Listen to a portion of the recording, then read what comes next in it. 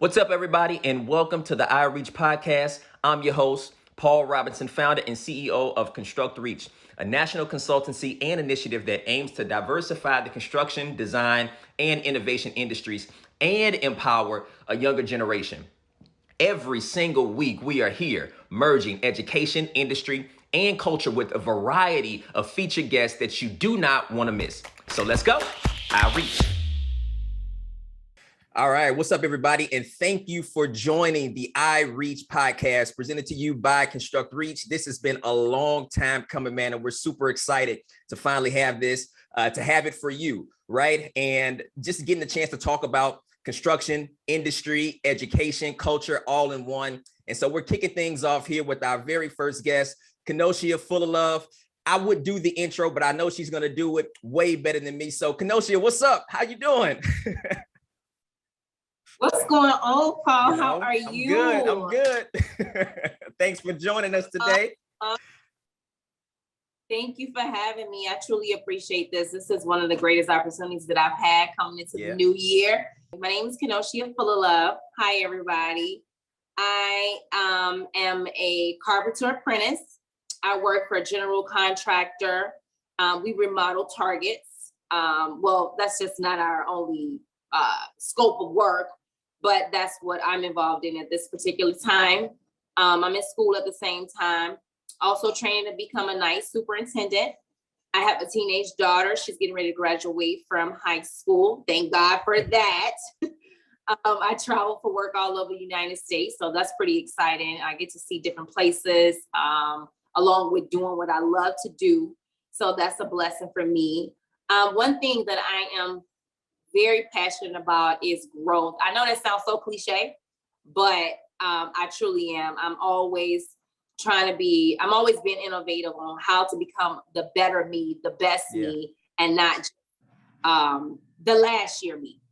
I don't know if that makes sense to anybody, but I always want to just try to find out what can I do this year at this moment to be the best me. So yeah, no, that's good. I mean, having that type of mindset where you want to get better, I mean, that's maximizing your potential, right? So not just being so satisfied with yesterday's applauses, right? But looking to build on that, looking at how you can better yourself, internalizing some things. I mean, I completely get it.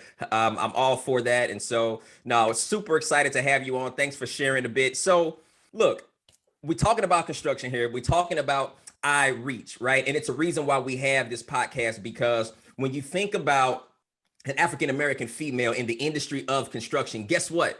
It's not too many of y'all, right? So tell us a little bit about your story. How did you get into this industry? oh my goodness. Yeah. I'm gonna try to keep it real short.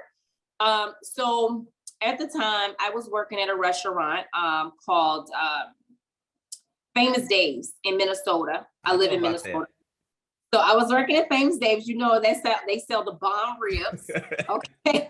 Yes, So they anyway, do. and at that time, my GM had made me a trainer, but they didn't want to increase my pay. So I knew that I wanted to do something else different, but I didn't know exactly what. Yeah. So I am at the time thinking about it. I'm praying about it. And this woman at my church, she walks up to me literally out of the blue. I didn't tell anybody where my mindset was. And she said, Kennoshia, what do you think about the trades? And I said, I don't know anything about the trades, but I would love to learn about it. So she gave me a phone number in the name of a woman named Barbara Pex. She's a business rep with the St. Paul Carpenters Apprenticeship Training Center. And she said, give her a call. I gave her a call, went up to this training center, met with her, had a long conversation with her. She loved my personality. She said, I can tell you work hard, but you got to take this whole training course, right? And so I'm a single mom, and I could not take the training course during those work hours, which was 7 to 3:30. So I kind of just put it off on the back burner, told her that maybe one day I can do it, but not right now. If I don't work, I don't eat. That's just my whole thing. That's what I was taught growing up. Yeah. Anyhow, another year came by, which would be 2020. And I got laid off from my job. And at the time I was online searching for a school for project management. And I got a call from Barb. I got a call from Barb, and she's like, Kennoshia, do you remember me? And I go, of course I remember you. And she's like, well, an opportunity just came up. The situation that happened with George Floyd, and we're doing a 2-week intense training, and we want to bring in diversity. We want to bring in culture from all different backgrounds. And you just really stood out to me. Would you like to come interview for this program? It was a 2-week crash course. And I said, absolutely. So I went on an interview. I thought it went well. It was just 2 women that was getting interviewed, and it was about 4 men. And it was a panel of different construction companies, like general contractors. And so I came in with like a green dress, like not like a summery green dress, but it was just like a money green. And like had an interview, absolutely don't know anything about construction, okay? And like they didn't choose me. Like they literally didn't choose me the first time around. And so I went back to my apartment, and I kind of just sat on the floor, and I got a little sad about it, but then I always believe in give yourself 15 minutes, cry, whine, do whatever you need to do, dust yourself off, get up and keep it moving. Yeah. And so that's what I did. I got up, dust myself off, went running that night, and then I got a call from Barb, and she told me that I wasn't chosen for the, I guess, I don't even remember how she said it, but I just wasn't chosen at that time. Yeah. And I felt like something else was going to happen for me. She said, but I'm going to make sure you're going to become a carpenter. I said, okay, cool. Whatever happens, then whatever happens, but we'll keep in contact. A couple of days later, she gave me a call, and she said, Kennoshia, I have some great news for you. She says, the woman that they chose can't do the program right now because she has family issues, blah, blah, blah. So you were next in line. And in my mind, I was telling myself I was already in line from the beginning. So y'all don't know what y'all missing out on, right? She had me to meet her at a place called Nokomis. Yeah. I got some work boots, and I went out and started training, and it was extremely challenging, really hard for me, but I stood in there, and here I am. Yeah. Listen, no, that's good. I mean, I wanted you to get a chance to share that story because it was through that time frame in 2020 where we got introduced to each other, right? And so, when you think about that summer and everything that took place in 2020, post George Floyd, and a lot of the outcry that began to happen, you had corporate beginning to look at the need for more equity. I would say the conversation with diversity moved into the mainstream, right? Because it wasn't as if conversations were not having, but it became a mainstream conversation, right? And there were a lot of efforts that began to take place, genuine, some not genuine, but you begin to see a lot of that conversation that was on the fringes begin to move into mainstream, right? And, one of the things that I wanted to just hone in on a little bit here, especially when you think about the long-standing area of opportunity and concern that's been within the construction industry about it being more conducive to a minority success. Like that's always been a challenge for the industry.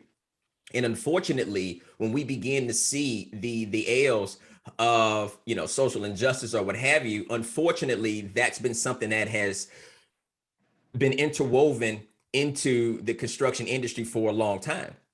And so being an African-American woman, right, and coming off of that, because everything was still going on, right? During that time, there was a lot of protests that were taking place. There was a lot of unity in a sense, because, when you think about the marches and the protests that were taking place worldwide, I think that was the most unified and kind of solidarity, if you will, that we had ever witnessed, I know in our lifetime, right? But when you think about that, when you think about everything that was going on, the climate in which we were in, and still in to some degree, having that presented to you, right? Like, how did you receive that when you had the opportunity presented to you? So I like to see the glass half full, and I hear that clichely spoken, but for me, any opportunity that's coming for me that I can see growth in and I can see a future for myself, I'm taking off with it. All right. And so the person that it came from, which I knew it was genuine from the beginning. Yeah. Okay. And then I took it as a blessing. I'm just gonna be straight up with you. I took it as a blessing. I took it as an answered prayer of mine.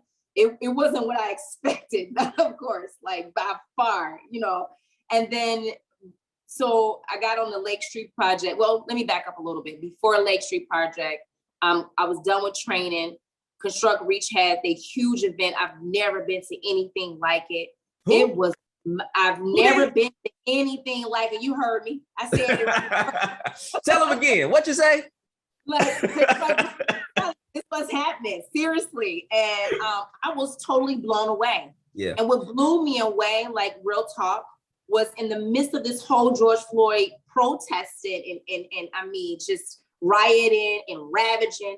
I saw culture come together. I saw diversity come together. I saw whites, blacks, Spanish come together to build something better. And that's real talk.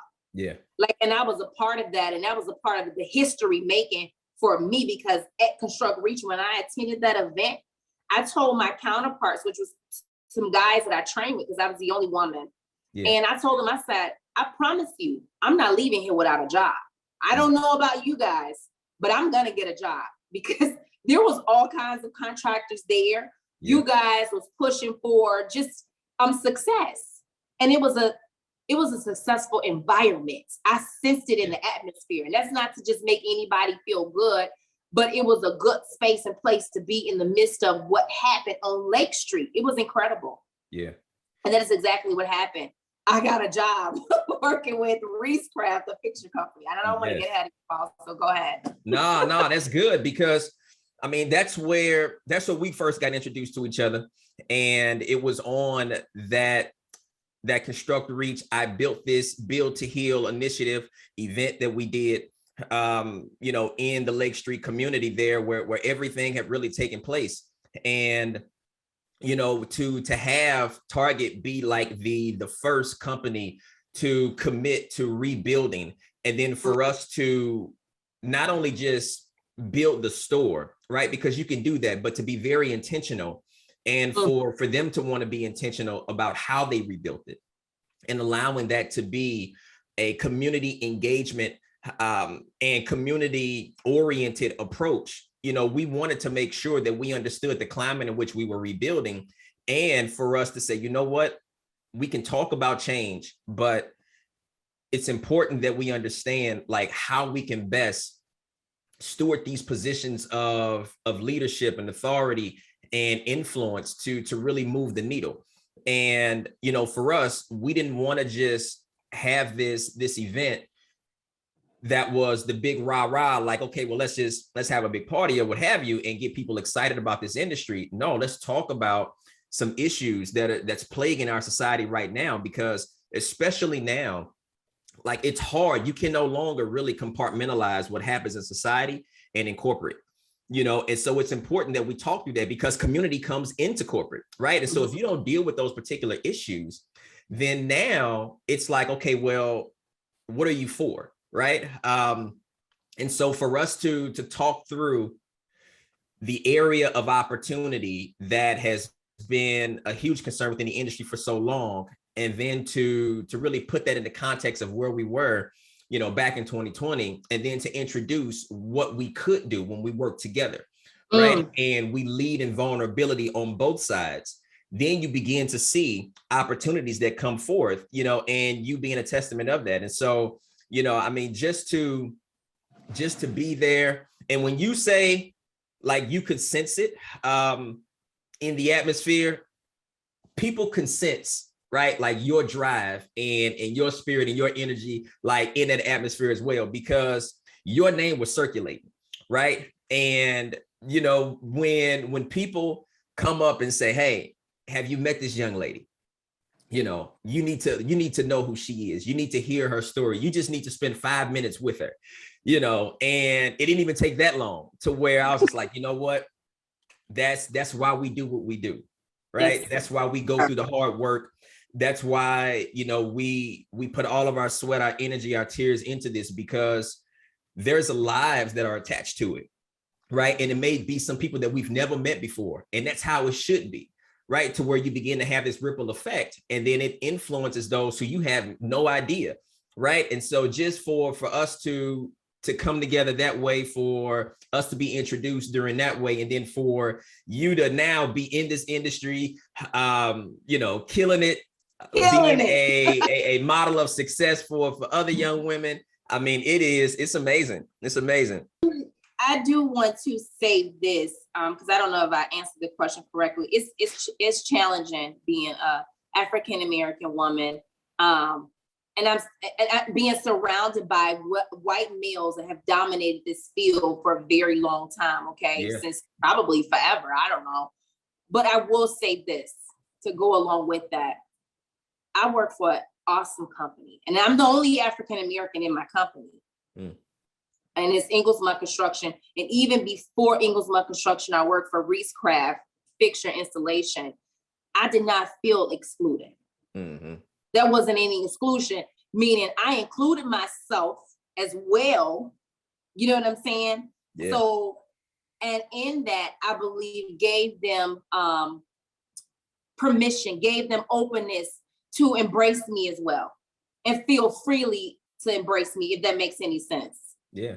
Yeah. You know, and that was with both companies. And even though I was afraid, like I really was, I was afraid, and I didn't know what to expect, but I believe in doing things when you're afraid, doing it anyway.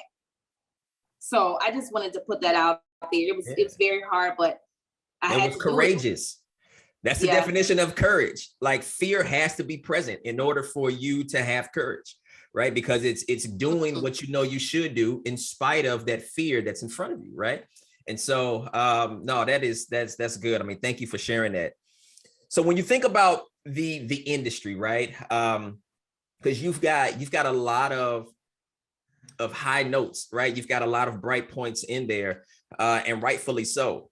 But I want to talk about two things, and you can answer them in either the way that you like, in any order that you like. So for one, what's been your biggest challenge, right? But then also, what's been your proudest moment? Proudest moment? Okay. Well,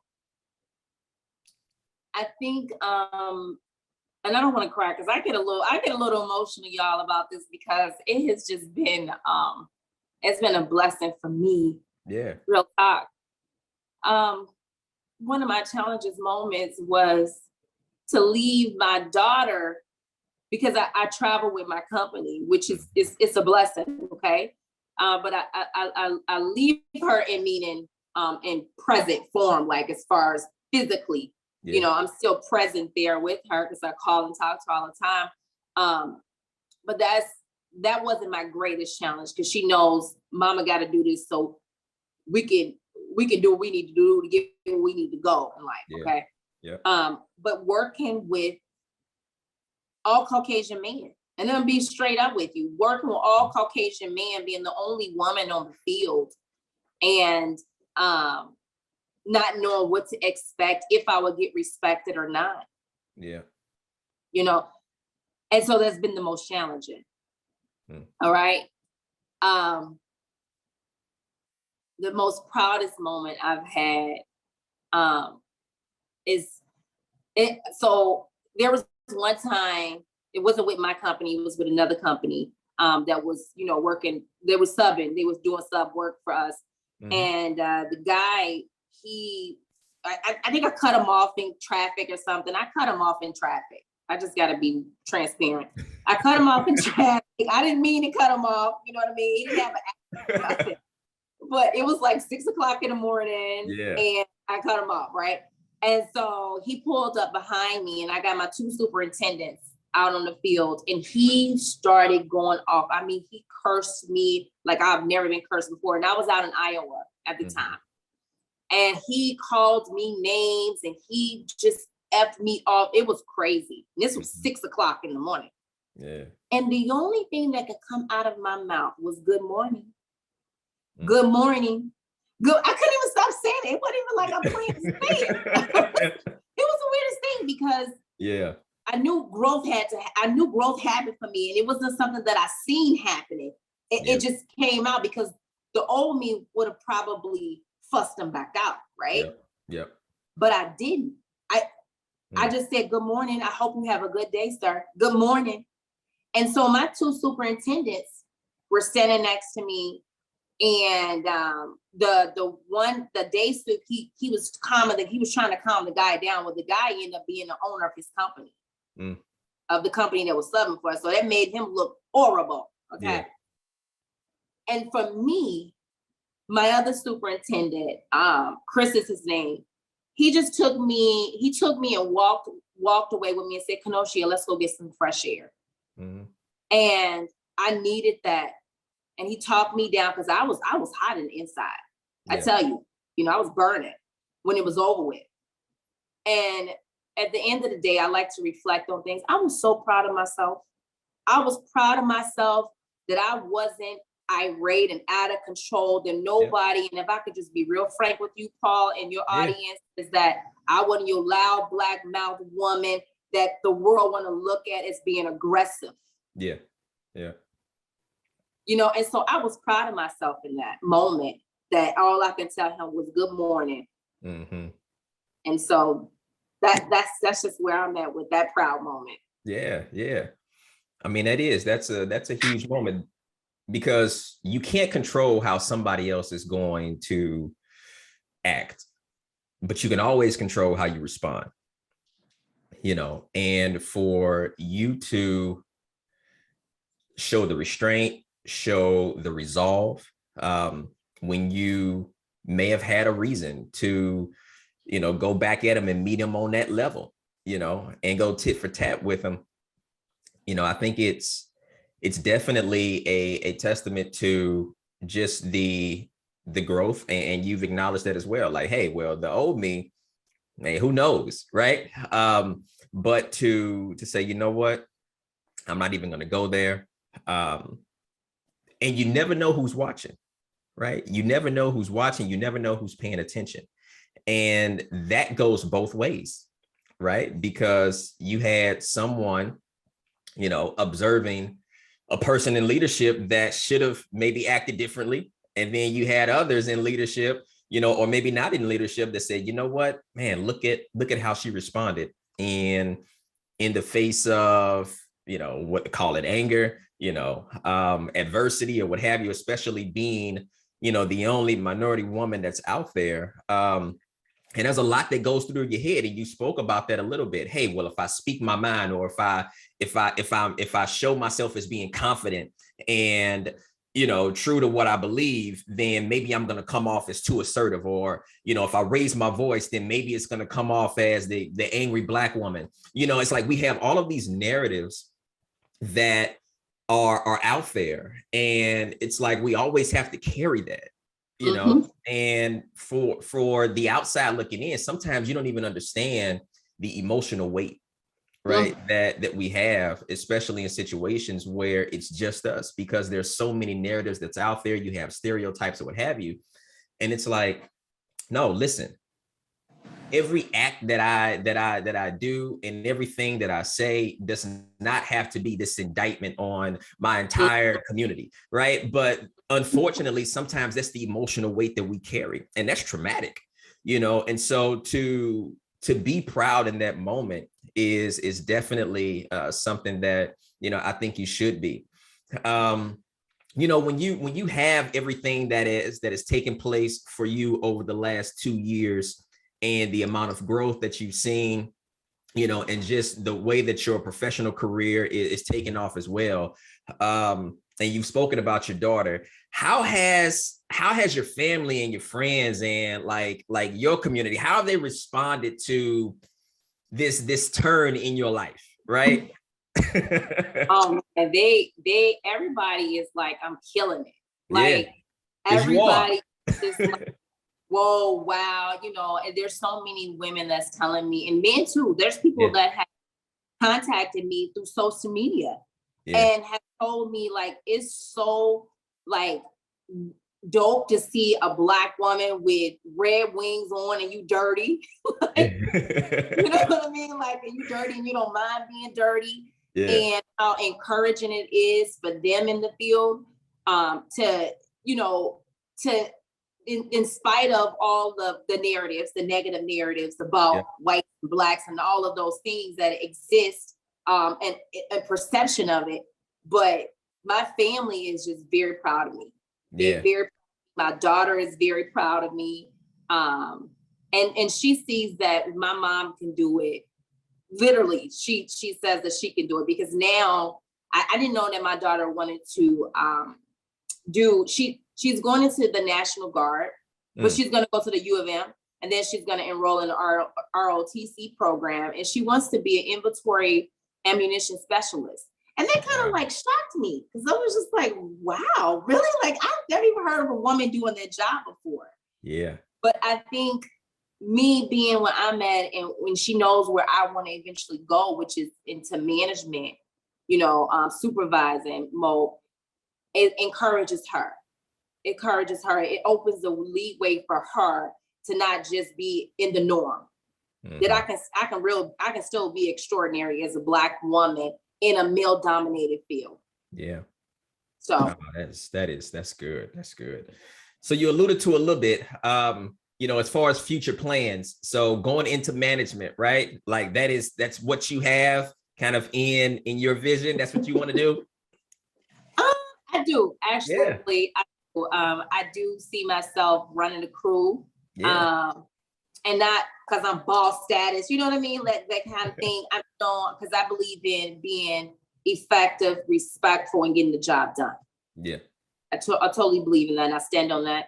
But yeah, I do see myself as going into supervisor mode, you know, superintendent actually. Yeah. Time is right. That's good. That's good. What about this? So we've got a few minutes left here. You know, and with your story not being that many of you, what would you say, like, to younger people? What would you want them to know about this industry that they may not know? One of the things I want them to know, that a few things actually, but I would say one of the things I want them to know is it's a great career. You can make some really good money doing it. You know, it don't always have to be. When I was young, we used to be riding on the expressway. I'm from Chicago. I grew up in Chicago, and so we would always see the construction workers during the, you know, on the streets or on the highway, and we thought it was just for a certain group of people, and they make a lot of money, you know, but you can too. Yeah. Okay, it's not impossible. It's not hard. Anybody could be taught this skill, because it's a skill that you learn and you grow into. I also believe so one last thing. So when I first got started, I was struggling because I didn't have a car. I don't know if I told you guys that, but I didn't have a car. I was catching the buses and the trains and the Ubers to the construction site. All right. And I was laying down and I was listening to Oprah. No, I read an excerpt on Oprah Winfrey and Jamie Foxx. And Oprah Winfrey, Jamie Foxx was doing that movie called Ray. I believe it's Ray or Ray Charles, something like that. Yeah. Right. And I guess afterwards that he would do some film and he would go out partying. And this is just what I read. I don't know if this is what happened, but he would go and do some partying and blah, blah, blah. And so Oprah Winfrey, being who she is and what she stands for, she felt like that needed to be an intervention. And so she got with some other celebrities and they met at a big mansion or whatever, and they surprised him, and they all came in and basically intervened and told him that if you don't take what you're doing seriously, then you won't make it. Like, this will be the end of you. And and from that, Jamie Foxx said what he learned was, with opportunity comes responsibility. With great opportunity comes great responsibility. And so saying that now, we've always talked about just give me the opportunity. Now is the time. Yeah. You know what I mean? If you don't see that now is the time for you to jump into this specific field, that is, the doors are open for you. and they're not being closed. And I am a living example that you can walk into those doors and take advantage of what's being offered to you. And if it ain't offered to you, then you make a door for yourself. And so as a young person, our young people are so courageous. Like, so there's nothing else that can hold you back. There's no limits. Take the limits off yourself. Take the perception that there's always been a white male dominated field and that's just the way it's gonna be. No. Yeah. You can take those off. Those are all just things that used to be, and walk into it with confidence and humility. Oh, that is good. That is good. Man, and that's a good way to close it out. I mean, that was amazing. You know, just the way that, you know, you spoke through kind of your journey into this industry, what you've learned, the opportunities that have come from that, the example that you've been able to be, and the message that you do have to the younger people that are following you, because, you know, whether you know it or not, you have become a model of success, right? And, you know, you've become an example as well, especially when there's not too many of you within this industry. And so, Kennoshia, just want to say thank you for joining us today. It's been a pleasure for kicking this podcast off. Can't wait to bring you back on. Absolutely. Absolutely, Paul. I appreciate you. Thank you so much. I appreciate your whole team, even those that I don't even know behind the scenes, because it's just you and Ebony, the faces of this, and Derek Williams. I got to give a shout out to Derek Williams, man. That's my guy. He encouraged me so much. But no, to anybody knowing, I've contacted him, texted him many times, and he's just encouraged me to keep moving forward, Kennoshia, keep going. You know what I mean? You fit well with everybody else. And so I just want to thank all of you guys. I want to thank ConstructReach. I built this project because literally, I'm telling y'all, real talk, that is where I got started in the field. Like, I got hired in that spot, in that time, in that space, working for a fixture company. And so this is definitely a success. So I just want to thank all of you all for having me on this podcast, just making it available. Thank you so much. Once again, just want to say thank you for joining us today. As we close out, of course, starting this iReach podcast, remember to like us, subscribe to the podcast, follow us on all of our social media accounts at ConstructReach. One word, really simple. Thank you, guys. Thanks again, everybody, for tuning into our show. Remember, like, share, subscribe to the podcast, and join the movement as we reach to build a better future that we can all be proud of.